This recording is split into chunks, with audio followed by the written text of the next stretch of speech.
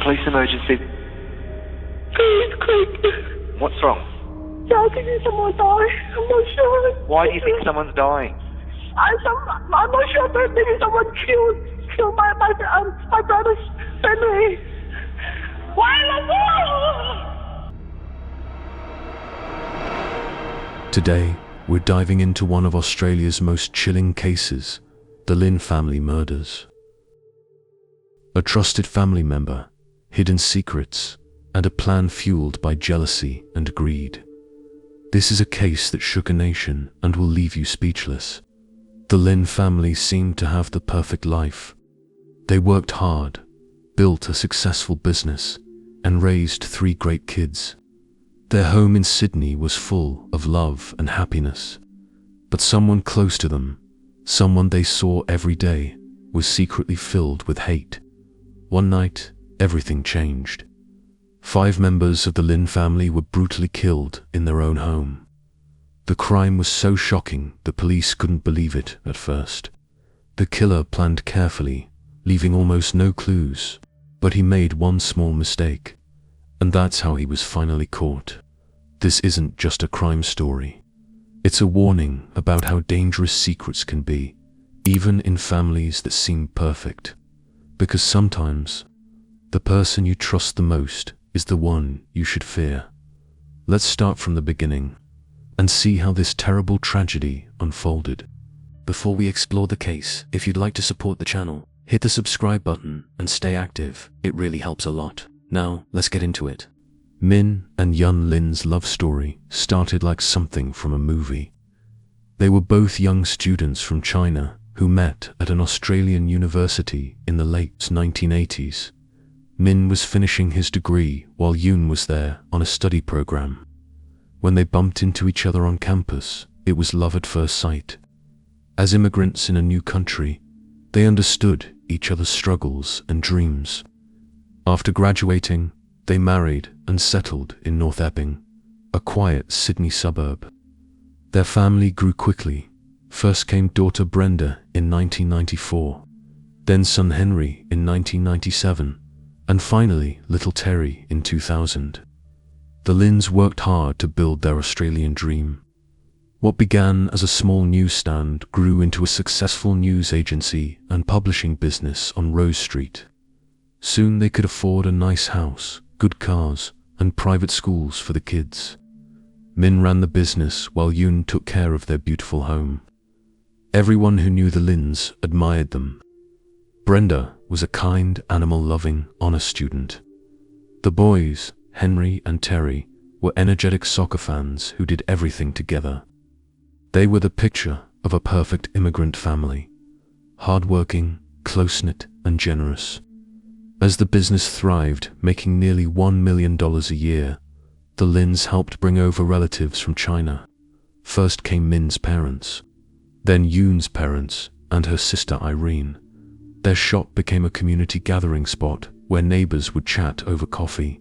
Life seemed perfect. But behind this happy family picture, someone was watching their success with growing jealousy. Someone who shared their dinner table. Someone they trusted completely, and that someone would destroy everything they built. In late 2007, Min's younger sister Kathy and her husband Robert Z moved from China to Sydney, hoping for a fresh start. Robert had been a successful ear, nose and throat doctor back in China, but in Australia, he decided to try being a businessman instead. This turned out to be a terrible mistake. The couple poured all their money into opening a restaurant, but it failed quickly. They tried again with a cafe, then a snack bar, each attempt ending in failure. While Kathy found work to support them, Robert struggled to find his place, moving through jobs without success. Eventually, they settled in North Epping to be closer to the Lynn family. The two families were extremely close, seeing each other nearly every day. Their last gathering together was on Friday, July 17, 2009, a normal family dinner at Kathy and Min's parents' house. No one could have imagined it would be their final time together. The next morning, Regular customers were surprised when the Lin family's news agency didn't open something that had never happened before. When calls to Min and Yun went unanswered, Kathy and Robert went to check on them. Arriving at the house around 9 a.m., they found the family car in the driveway and the front door unlocked. The house was completely silent. As they called out, their voices echoed through the empty rooms. Nothing seemed out of place, no signs of a break-in or struggle. What she saw in the master bedroom would haunt her forever. The room looked like a slaughterhouse. Blood covered every surface. Yoon Lin's body lay near the bed, so badly beaten she was almost unrecognizable. The nightmare had only just begun. The nightmare only grew worse as Kathy moved through the house. In the next bedroom, Yoon's sister Irene lay dead in her bed, her face crushed beyond recognition. Down the hall, the children's rooms told a story of pure terror. 12-year-old Henry and 9-year-old Terry had been savagely beaten to death. Their small bodies left in opposite corners of the room as if they had tried to run. Only 15-year-old Brenda was spared. Away on a school trip, she would return to find her entire family gone. Min Lin was missing at first, giving a fleeting hope that he might have escaped.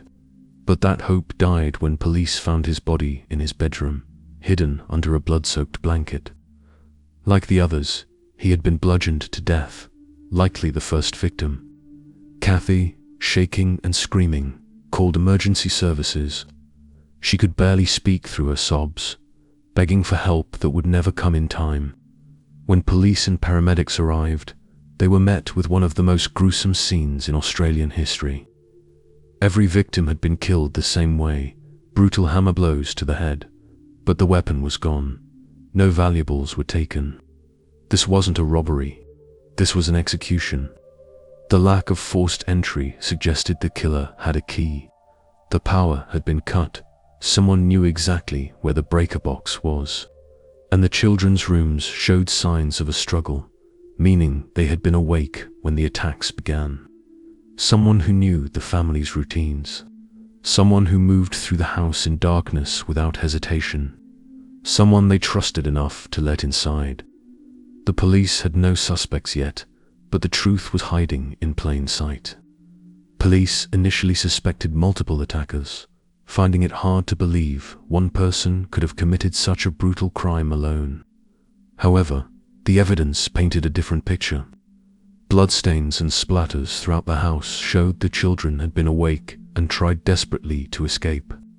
Investigators noted something particularly chilling. While all victims suffered fatal head injuries, the adults also showed signs of strangulation. This suggested the killer had tried to silence them first. The crime scene revealed other crucial clues. Identical bloody shoe prints with a distinctive tread pattern were found in every room. All size 9.5. No fingerprints were discovered, indicating the killer wore gloves. It was clear the murderer had planned carefully and knew the house well. As police interviewed friends and neighbors, one fact became clear: the Lin family had no known enemies. Everyone described them as kind, hard-working people with no conflicts or debts. The complete lack of motive made the crime even more baffling. Forensic evidence placed the time of the attacks between midnight and 3 a.m. on July 18th, the darkest hours when families should feel safest in their homes. 15-year-old Brenda, the only surviving family member, had been away on a school trip to New Caledonia when the murders occurred. She first learned about the tragedy through social media, initially refusing to believe it could be her family. That terrible hope was shattered when her Aunt Kathy called, sobbing as she delivered the devastating news. Brenda was immediately flown back to Sydney, where Kathy and Robert met her at the airport. With the Lin family home sealed as a crime scene, Brenda had no choice but to move in with her aunt and uncle. The next day, still in shock, she was questioned by police but could provide no helpful information. Brenda insisted her family had no enemies and she'd noticed nothing unusual before her trip. As Brenda's legal guardians, Kathy and Robert took control of the Lin family's substantial estate, including their successful business, properties, and savings. While Brenda's grandparents offered to care for her, Robert strongly objected, even threatening legal action. He argued they were too old to properly care for a teenager. The matter was eventually settled, leaving Brenda in her aunt and uncle's care. Robert's behavior quickly raised eyebrows. He reopened the Lynn family's business with unusual haste and began meticulously reviewing all their financial accounts and assets. What appeared to be responsible guardianship started to look more like someone eagerly taking control of a fortune. The police took notice. Was this simply a relative handling affairs, or something more sinister? The stage was set for one of Australia's most shocking murder investigations, where the truth would prove more horrifying than anyone could imagine. The killer wasn't some unknown intruder. It was someone the Lynn family had trusted completely. Someone who had sat at their dinner table. Someone who was now in charge of their sole surviving daughter. For months, forensic teams meticulously documented every detail of the crime scene, but the killer had left frustratingly few clues. The evidence pointed to a lone attacker who moved with chilling precision, someone familiar with the house and the family's routines. The assailant wore size 9.5 shoes with a distinctive tread pattern and gloves that left no fingerprints. The murder weapon, believed to be a hammer, was never recovered. Most tellingly, bloody glove marks stained every bedroom doorknob except Brenda's, proving the killer knew she wasn't home that night. As the investigation stalled, wild theories began circulating. Some speculated the family's growing wealth made them targets. Others suggested a botched robbery or even gang involvement, especially after it was revealed Min had witnessed an armored car robbery weeks earlier. But these theories fell apart under scrutiny. Nothing had been stolen, and the killer's actions were too deliberate, too personal.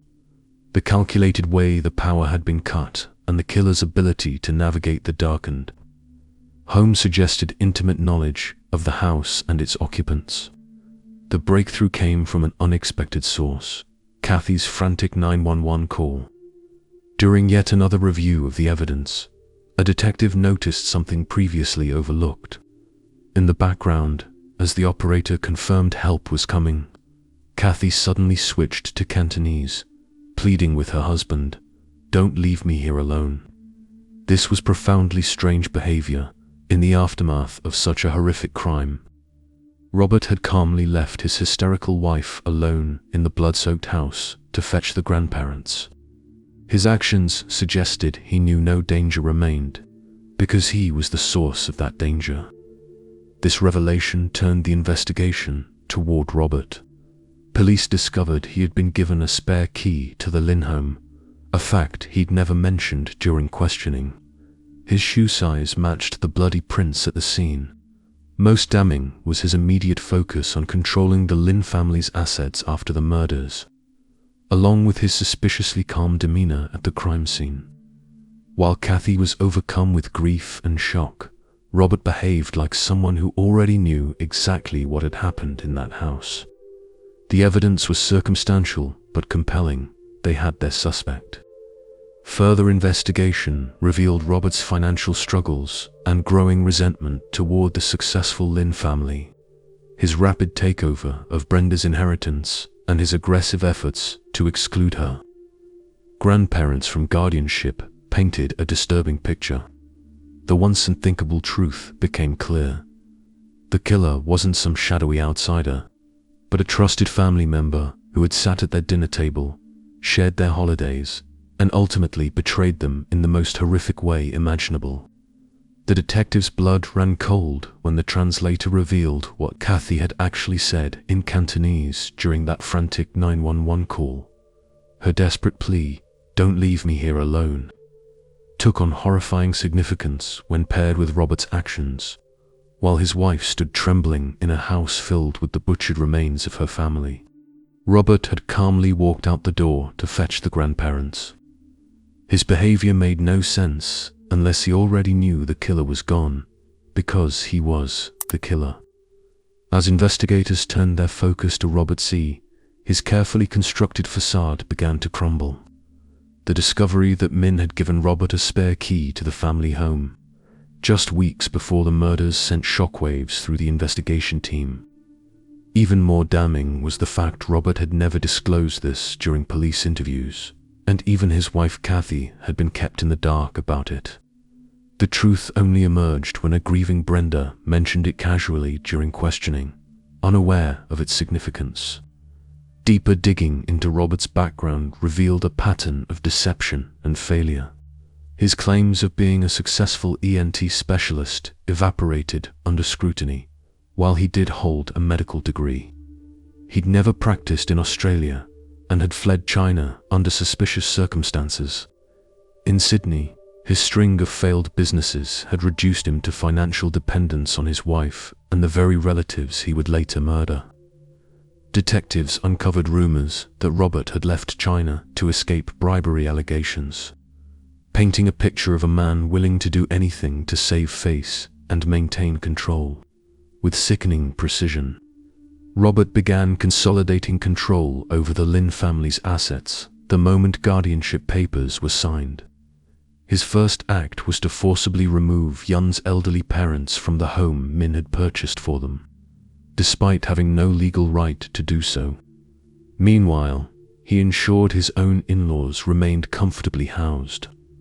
Investigators saw this as proof of Robert's true motive, a cold-blooded plan to seize the Lin family's wealth and business by eliminating every obstacle in his path. Despite their strong suspicions, police lacked the physical evidence needed to arrest Robert. This changed when they obtained court permission to install surveillance cameras in the Z home. The breakthrough came unexpectedly during Kathy's interrogation when she mentioned Robert's peculiar attachment to a specific brand of limited edition sneakers. Detectives' hearts raced as they realized Robert wore size 9.5, the exact size of the bloody footprints found at the crime scene.